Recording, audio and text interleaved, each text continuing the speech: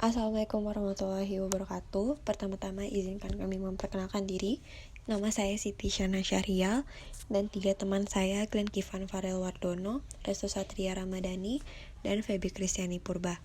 Kami dari kelas 4703 kelompok 3 akan memaparkan materi tentang persamaan Maxwell 1 untuk memenuhi uji Kom 2 mata kuliah elektromagnetika.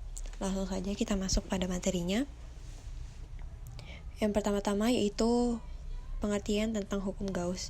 Hukum Gauss untuk medan magnet merupakan prinsip fundamental dalam elektromagnetisme yang menghubungkan medan listrik dengan distribusi muatan listrik. Ini menyatakan bahwa jumlah total dari flux listrik yang keluar dari permukaan tertutup adalah sebanding dengan total muatan listrik yang ada di dalam permukaan tersebut.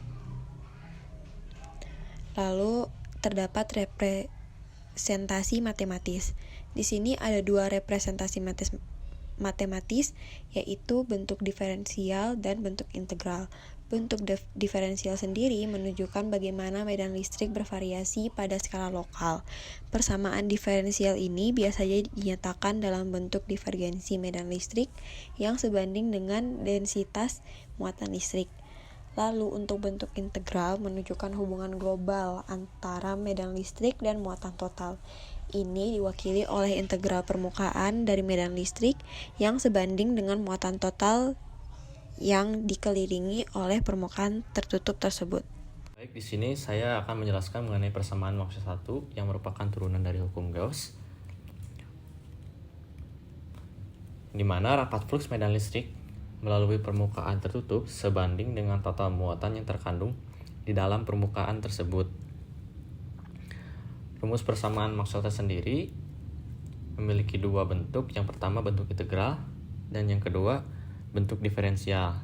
Secara matematis, hukum Gauss dapat ditulis sebagai integral tertutup S E didotkan dengan dA sama dengan Q epsilon 0. Sedangkan untuk divergensi didotkan dengan E sama dengan rho per epsilon 0. Kita masuk ke bentuk integral. Bentuk integral ini didapat dari rumus rapat flux, di mana rapat flux sama dengan integral tertutup E atau medan listrik didotkan dengan dA atau elemen vektor area yang ada pada permukaan tertutup. Karena ini bidang tertutup, maka menggunakan rumus integral tertutup.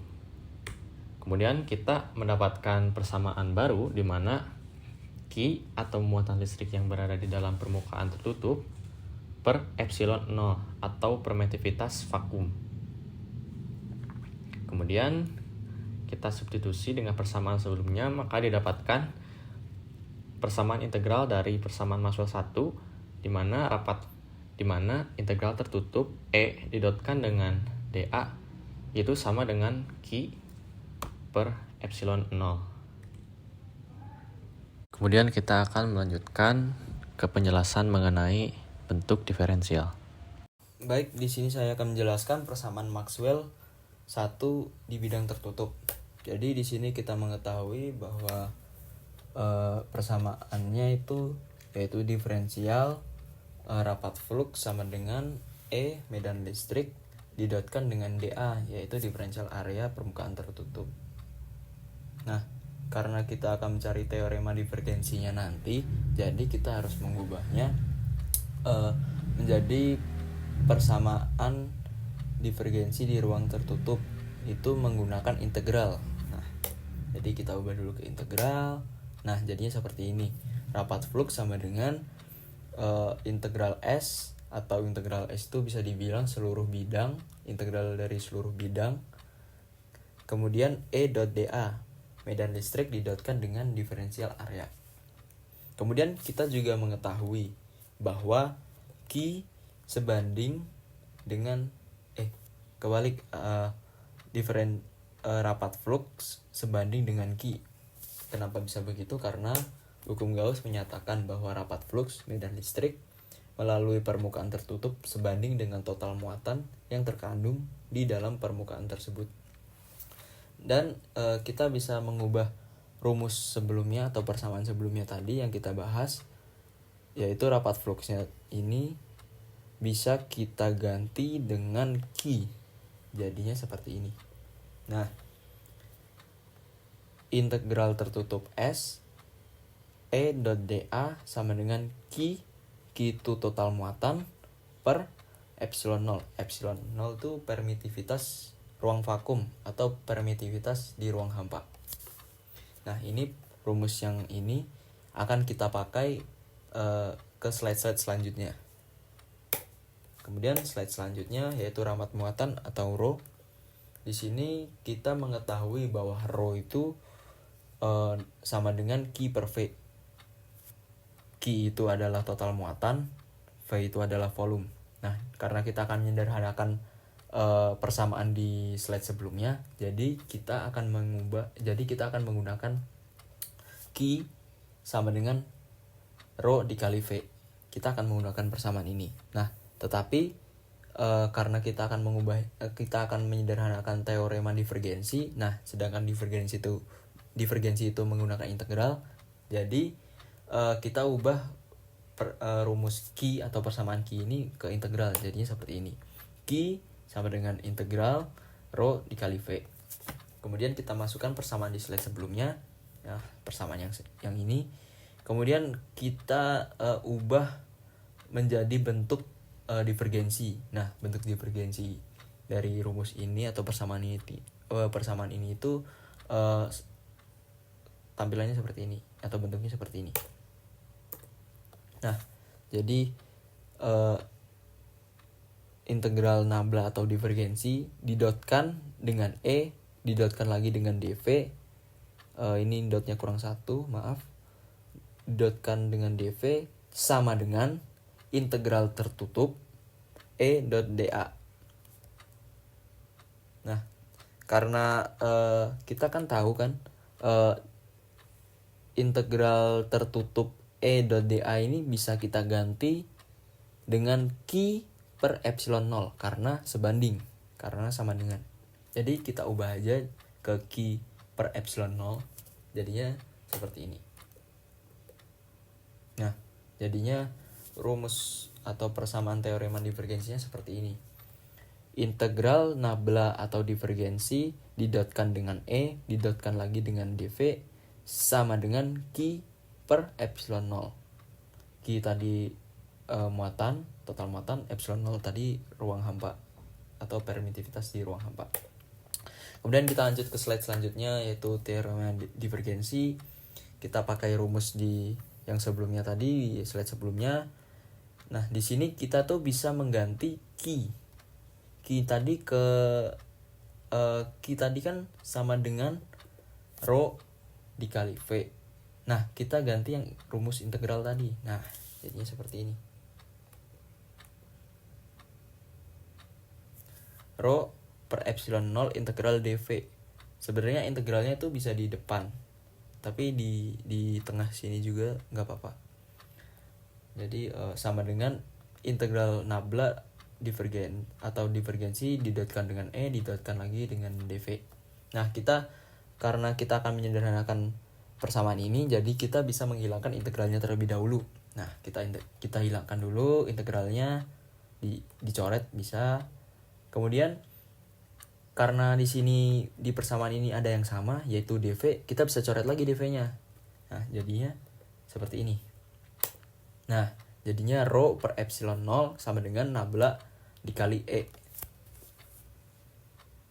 Kemudian karena di sini epsilon 0 itu yaitu permitivitas di ruang vakum. Jadi kita bisa langsung mengetahui bahwa nilai rho itu berapa. Nah, nilai rho itu kalau di ruang vakum atau ruang hampa itu sama dengan 0. Jadi kita bisa tahu nabla dikali E atau nabla E itu nilainya juga 0 karena sama seperti rho.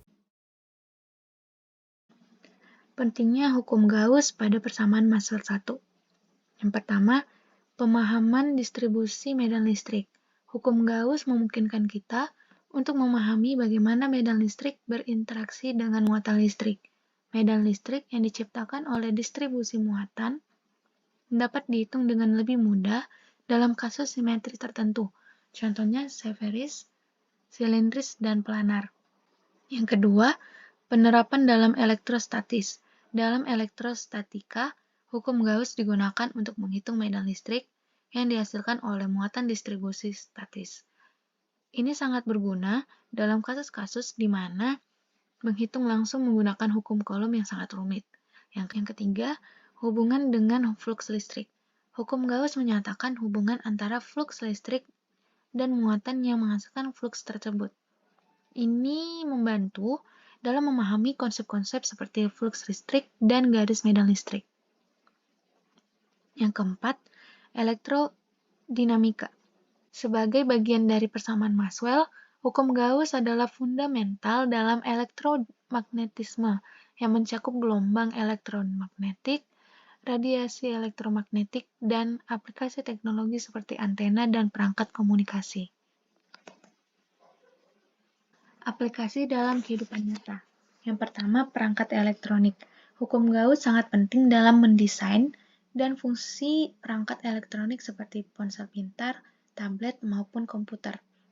Jadi, perangkat ini diandalkan dalam prinsip elektromagnetisme untuk beroperasi secara efektif.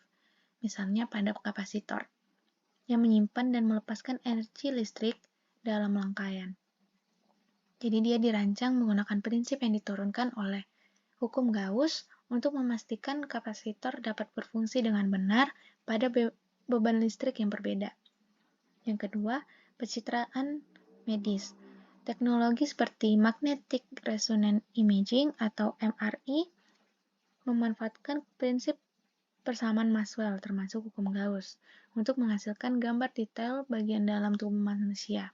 Jadi, aplikasi ini diandalkan untuk menghubungkan antara interaksi medan magnet dan tubuh. Jadi, dia menyoroti pentingnya praktis memahami medan listrik dan medan magnet. Yang ketiga, sistem komunikasi.